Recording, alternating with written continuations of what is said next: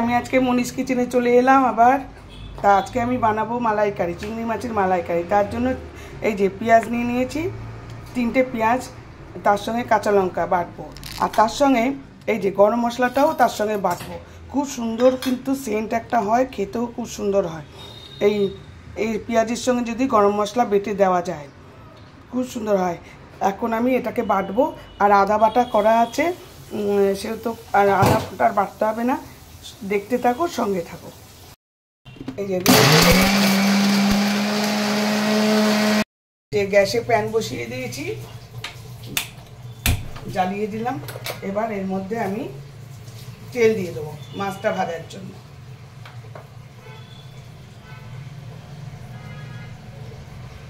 অনেকগুলো মাছ তো অনেকটা তেলই দিতে হবে, আর আমি তেল না দেওয়ারই চেষ্টা করব। তেল গরম হয়ে গেছে, এইবারে মাছগুলো আমি ভাজবো। মাছগুলো নুন, হলুদ আর লঙ্কার গুঁড়ো দিয়ে রেখেছি। আমি একটু লঙ্কার গুঁড়ো দিই মাছ ভাজার সময়।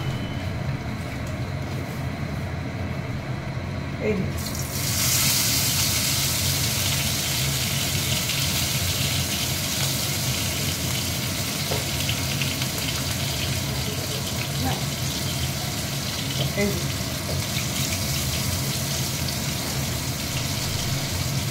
এই গলদা চিংড়ি সব কথা।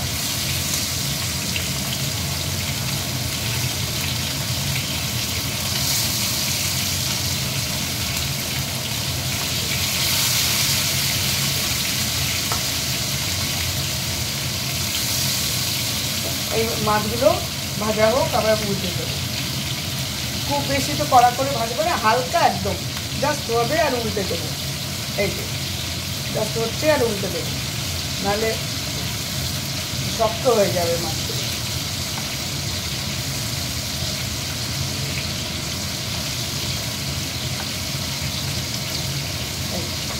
এবার এই দিকটা একটুখানি হোক, তারপরে আবার এইভাবে সবগুলো মাছ ভেজে নেব। মাছগুলো ভাজা হয়ে গেছে, এবার আমি মাছগুলো তুলে নেব।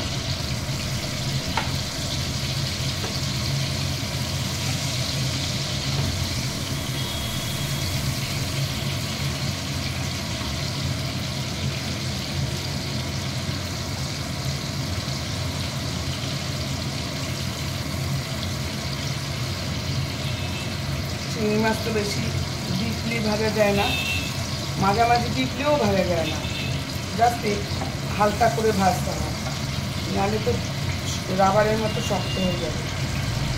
এবার আমি আরও অন্যগুলো দিয়ে দিচ্ছি।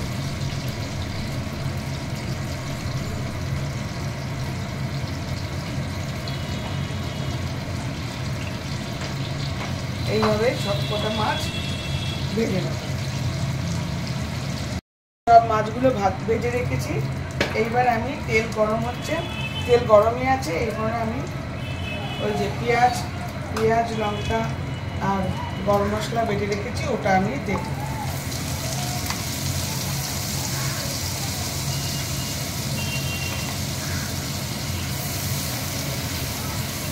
ওটা একটু সাঁতলাবো।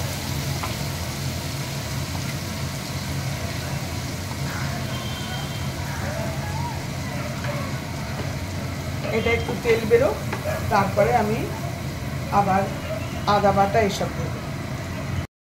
এই যে এইবার নারকোলটা একটু বেটে নেব, তার মধ্যে অল্প দুধ দেব। দুধ দিয়ে নারকোলটা বাটবো। দুধ দিয়ে নারকোলটা বাটলে টেস্টও হয় আর নরমও হয়।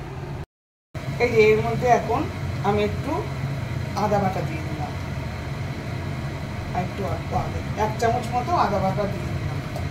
আদা বাটা তো থাকেই, করলাম। এটা আবার একটুখানি সাঁতলাবো। এই তেল বেরিয়ে গেছে আদা দেওয়ার পরে, এইবারে আমি নারকেলটা যে বাটলাম সেটা দিয়ে দিচ্ছি। আমি নারকেলের জল টল ওইসব কিছু দিচ্ছি না, দুধ, নারকেলের জল না, সরি, নারকেলের দুধ ওটা দিচ্ছি না, নারকেল বাটাটা দিয়ে দিলাম। এবার কিছু মশলা দেবো এর মধ্যে। এটা একটুখানি মিশিয়ে নিই, তারপরে মশলা দেব। এর মধ্যে এখন আমি মশলা দেবো। এই যে পরিমাণ মতো নুন দিয়ে দিচ্ছি,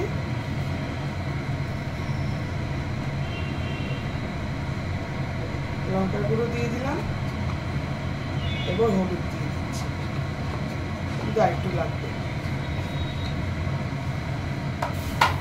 এবার পুরো মশলাটা এর সঙ্গে মেশাবো। আজকে আমার বন্ধুরা আসবে, তাদের জন্য আয়োজন শুরু হয়ে গেছে সকাল থেকেই। এমন কিছুই না, তাও এইটা আমি রান্না করাটা দেখাচ্ছি, অনেক কিছুই রান্না হবে আজকে, এইটা আমি দেখাচ্ছি। তারপরে অন্যগুলো আর দেখাবো না, কারণ অত বড় ব্লগ হয়ে যাবে।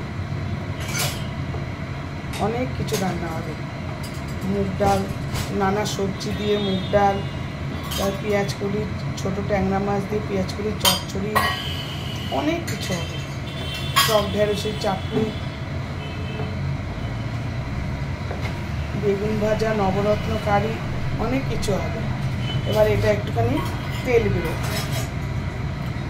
যে মালাইকারি দিয়ে তেল বেরিয়ে গেছে। এইবারে আমি এর মধ্যে একটু গরম জল দেব, গরম জল দিয়ে আরও একটুখানি ফোটাবো।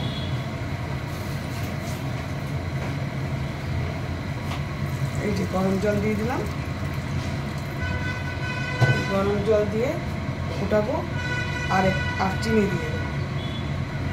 মালাইকারি তো একটু মিষ্টি মিষ্টি হয়, রঙটা এখনই সুন্দর এসছে, আস্তে আস্তে রং ধরছে। এর মধ্যে আমি চিনি দিয়ে দেবো।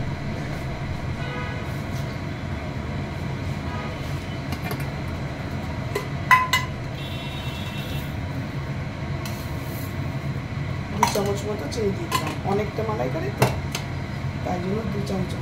এইবার এটা আবার একটুখানি সাঁতলিয়ে এবার ঢাকা দিয়ে দিচ্ছি,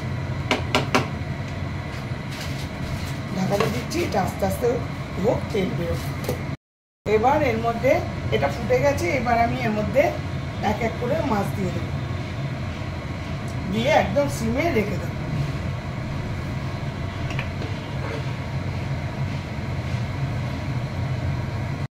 এই যে মাছগুলো সব দিয়ে দিয়েছি, একদম